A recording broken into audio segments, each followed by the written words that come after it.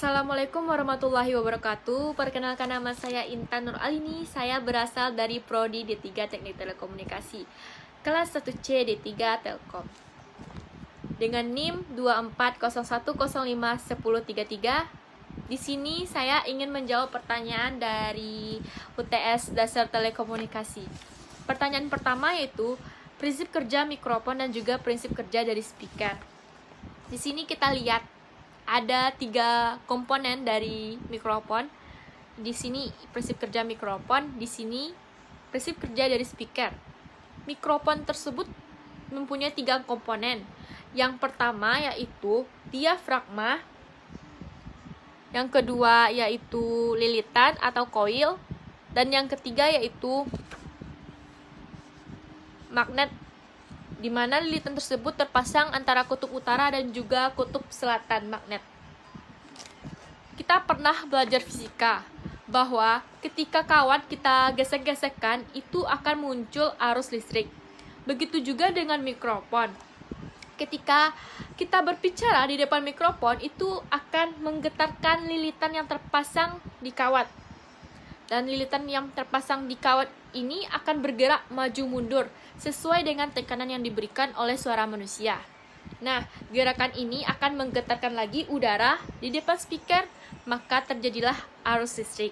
Nah, yang B-nya yaitu ada speaker. Speaker ini mempunyai 3 komponen yang sama dengan mikrofon, yaitu diafragma, lilitan, dan juga medan magnet. Prinsip kerja dari speaker ini adalah sama dengan dinamo. Ketika kita beri arus listrik, maka dinamo akan bergerak. Begitu juga dengan speaker. Ketika kita beri arus listrik, maka menggerakkan medan listrik tersebut bergerak tarik-menarik ataupun tolak-menolak. Tapi magnet tersebut terpasang sedemikian rupa atau sangat baik sekali, sehingga tidak mungkin untuk bergerak. Maka akan menggerakkan lilitan di depan lilitan tersebut, memaksa lilitan untuk bergerak, dan lilitan tersebut menggetarkan udara dan menggetarkan kerucut yang di depan diafragma ini, dan menggetarkan lagi udara sehingga menghasilkan suara yang sesuai dengan suara manusia. Selanjutnya saya ingin menjawab pertanyaan yang kedua, yaitu jelaskan karakteristik sinyal suara manusia. Karakteristik sinyal suara manusia ini dapat berubah-ubah dengan frekuensi 100 sampai 8000 Hz dengan bandwidth-nya yaitu 7900 Hz. Ini termasuk dalam kategori frekuensi rendah. Dominan suara manusia yang kita dengar yaitu 300 sampai 3000 Hz. Sinyal suara manusia itu ada sinyal domain waktu dan sinyal domain frekuensi. Di sini saya akan membahas sinyal domain waktu dan sinyal domain frekuensi. Teman-teman bisa lihat yaitu sinyal domain waktu dan sinyal domain frekuensi. Sinyal domain waktu ini kita bisa menggunakan osiloskop saat praktek untuk mengukur sinyal domain waktu, di mana sumbu X adalah waktu, P atau detik, dan juga sumbu Y yaitu amplitudo atau volt.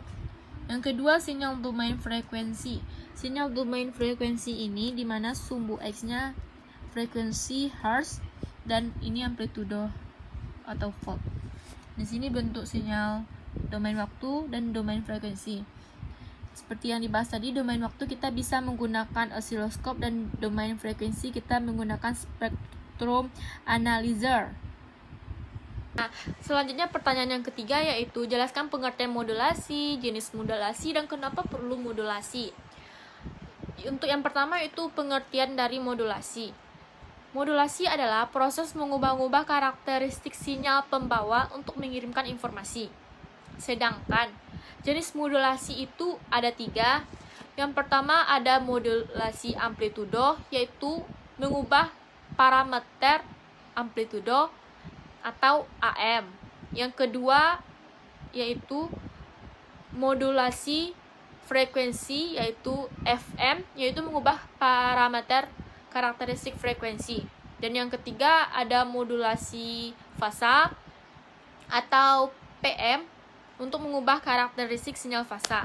Selanjutnya yaitu kenapa sih perlu modulasi? Kita perlu modulasi. Tadi kan frekuensi suara manusia kan 100 sampai 8000 Hz. Dengan dominan yang kita dengar kan 300 sampai 3000 Hz. Maka untuk mengirimkan suara memperoleh frekuensi yang lebih tinggi, antena yang dibutuhkan juga semakin kecil. Jadi kayak orang dulu tuh, kita mengirimkan suara kan butuhkan antena yang tali, nggak mungkin tali mengirimkannya tersebut panjang kan, nggak mungkin panjang atau meleo-leo namanya, dan kita butuh antena yang diciptakan sekarang, jadi nggak perlu tali yang lebih panjang. Jadi gini, maksudnya tuh gini, jadi frekuensi yang lebih tinggi kita perlukan karena antena yang kita butuhkan juga semakin kecil. Begitu sebaliknya, frekuensinya besar, antenanya juga kecil. Frekuensinya kecil, antenanya besar. Itu alasan perlu modulasi. Alasan kedua, kenapa perlu modulasi? Alasan kedua itu kita perlu modulasi karena suara manusia itu ranknya 300 sampai 3000 Hz itu kan terdengar sama, nggak bisa difilter. Maka kita perlu modulasi untuk memfilter suara agar suara yang kita dengar tersebut beda-beda. Itu alasan perlunya modulasi. Next, pertanyaan keempat yaitu turunkan 3 persamaan dari modulasi AM. Modulasi AM ini berasal dari sinyal informasi dan juga sinyal carrier. Sinyal informasi ini persamaannya yaitu XMT sama dengan AMX sin 2V FNT. Sedangkan sinyal carrier yaitu XCT sama dengan ACMX ditambah XMT sin 2V FCT. Nah, sini saya mau menjelaskan tentang turunan 3 persamaannya. Seperti yang sudah kita ketahui tadi, ada sebuah turunan 3 persamaan modulasi AM. Berasal dari sinyal informasi. Persamaannya yaitu XMT sama dengan AMX sin 2V FMT. Ada sinyal carrier yaitu XCT ACMX ditambah dari XMT sin 2V FCT. Nah, ini persamaannya. Mari kita turunkan persamaan tersebut. Yang langkah pertama itu kita substitusikan persamaan 1 ke persamaan 2. Persamaan 2, XCT sama dengan AC max ditambah XMT, kita masukkan ini yaitu AM max sin 2V FMT. Sekali lagi sin 2V FCT. Nah, langkah kedua, kalikan dengan AC max per AC max. Nah, tulis dulu persamaannya. AC max ditambah AM max sin 2V FMT sin 2V FCT. Ini AC max ya, kita kalikan dengan AC max. Oke. Ini kita kalikan dengan AC max, ini kita kalikan dengan AC max per AC max. Langkah ketiganya kita kalikan satu persatu. XCT AC max kali AC max per AC max ditambah AM max kali AC max per AC max. Oke. Sin 2V FMT. Sin lagi 2V FCT. Oke, maaf ya. V FCT. Oke. Setelah kita kalikan ini satu persatu, maka AC max per AC max itu nilainya 1. Sama seperti 1 bagi 1, 1. Itu juga dengan AC max. Di persamaan berikutnya menjadi 1 AC max ditambah ini tinggal M aja, jadi M AC max sin 2V FMT sin 2V FCT. Oke, setelah itu maka kita keluarkan yang AC max karena ini sudah bisa kita kalikan keluarkan ya. Jadi menjadi XCT AC max 1 tambah M sin 2V FMT sin 2V FCT. Nah, seperti ini teman-teman. Seperti ini Pak. Ini adalah persamaan. Kita turunkan dari 3 persamaan. Nah, pertanyaan yang kelima adalah jelaskan pengertian dari indeks modulasi AM, spektrum, dan beda sinyal termodulasi AM. Yang pertama yaitu indeks modulasi AM adalah ukuran seberapa banyak amplitudo sinyal pembawa berubah akibat sinyal modulasi. Indeks modulasi ini nilainya berkisar antara 0 sampai 1. Jika lebih dari 1, itu akan terjadi overmodulasi yang membuat sinyal akan rusak. Nah, di sini ada gambar terjadi indeks modulasi, yaitu ditunjukkan pada gambar 30 yaitu dengan modulasinya 1,5. bentuknya seperti ini, tidak terhitung lagi. Dan ini adalah modulasi 0,5 dan ini modulasi yang 1. Nah, yang gambar modulasi 1.5 ini melebihi 1, maka terjadi overmodulasi. Sinyal bakal rusak seperti gambar yang ini. Nah, selanjutnya yaitu spektrum modulasi. Spektrum modulasi ini terpacu pada analisis frekuensi dari sinyal yang telah dimodulasi, yang menunjukkan bagaimana frekuensi sinyal informasi ditumpangkan pada sinyal pembawa. Spektrum modulasi ini terdiri dari 3 bagian. Yang pertama yaitu sinyal pembawa di tengah atau frekuensi FC, ada upper sideband yaitu FC ditambah FN, dan ada juga lower sideband yaitu FC dikurang FM. Yang selanjutnya yaitu bandwidth. Bandwidth itu adalah lebar pita, di mana nilai bandwidth ini nilai frekuensi tinggi dikurang frekuensi rendah.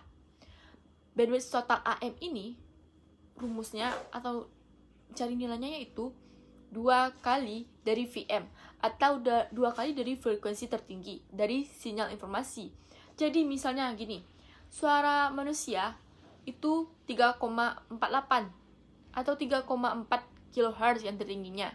Itu dikali 2 yaitu 6,48 kHz. Itu nilai bandwidth AM-nya karena kita kali 2. Di sini saya mau membahas sedikit atau tambahannya dari spektrum modulasi AM. Ini adalah contoh sinyal yang termodulasi AM. Ini ada FC-nya, ini ada FM-nya atau domain frekuensinya. Dimana gambar 3.2 dapat kita lihat bahwa sinyal termodulasi AM pada domain frekuensi mempunyai 3 komponen, yaitu sinyal pembawa dengan amplitudo AC max dan juga frekuensi atau SC yang mempunyai komponen sisi atas dengan frekuensi FC tambah FM dan amplitudo M 2 kali AC max, sedangkan sisi bawah amplitudo sebesar M per 2 AC max dan frekuensi FC kurang MM. Nah, jadi apa artinya? Artinya ternyata dengan termodulasi sinyal pembawa dengan sinyal informasi pada modulasi AM yang termodulasi ini, ternyata sinyal akan menduduki pita frekuensi yang lebih besar dibandingkan pita frekuensi yang lebih kecil. Atau juga kita simpulkan bahwa ternyata sinyal menduduki pita frekuensi yang lebih besar dibandingkan yang termodulasi sebelumnya. Ini gambar 3.2 termodulasi AM. Selanjutnya yaitu pertanyaan ke-6. Nah, pertanyaan yang ke-6. Pertanyaan ke-6 yaitu jelaskan prinsip rangkaian modulator AM dan juga demodulator AM. Seperti yang kita ketahui sebelumnya, bahwa modulasi AM ini mempunyai 2 input, yaitu sinyal informasi dan juga sinyal pembawa, dan 1 output yaitu sinyal termodulasi. Sinyal suara dibangkitkan oleh mikrofon dan sinyal pembawa dibangkitkan oleh osilator, seperti gambar ini, di mana sinyal suara ini akan dibangkitkan oleh mikrofon dan sinyal pembawa ini akan dibangkitkan dengan osilator. Ini adalah gambarnya. Nah, selanjutnya modulator AM ini bekerja dengan menggabungkan sinyal informasi. Digabungkanlah sinyal informasi dan juga sinyal pembawa. Biasanya itu dipakai mixer atau multiplexer. Outputnya itu sinyal AM tersebut, yang nanti sinyal suara ini akan kita kirimkan melalui modulasi AM. Selanjutnya yaitu prinsip kerja dari demodulator AM, yang tugasnya itu menangkap sinyal AM tadi dan mengupas informasi aslinya. Yang kita proses modulasi AM ini dikupas dan mengupas informasi aslinya. Seperti itu, kita bisa pakai detektor dioda dan juga filter low pass buat ngilangin carrier dan nyisain sinyal suara aslinya. Dioda ini simbolnya seperti ini. Ada kutub positif dan juga kutub negatif. Dan di mana berfungsi sebagai saklar on off. Jika kita beri bias maju, maka saklar akan tertutup seperti gambar ini, dan jika kita beri bias balik, maka saklar akan terbuka seperti gambar ini. Jadi, maksudnya itu adalah, atau cara kerja lebih detailnya, Yang pertama itu ada sinyal AM, di mana sinyal AM ini mengandung sinyal gelombang pembawa yang frekuensi dan amplitudo sinyal informasinya telah dikombinasikan. Yang kedua, dia mendeteksi. Nah, dioda ini akan memotong sinyal negatif dan sinyal menjadi positif. Dioda ini. Yang ketiga barulah memfilter atau low pass atau filter low pass.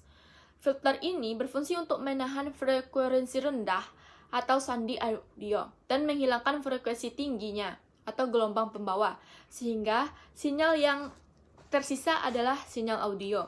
Nah, sinyal audio inilah yang memerlukan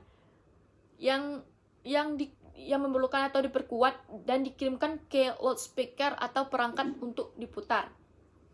Jadi kesimpulan dari prinsip kerja demulator AM ini, demulator AM ini bekerja dengan cara memisahkan sinyal informasi dari sinyal gelombang pembawa dengan proses deteksi ataupun penyaringan.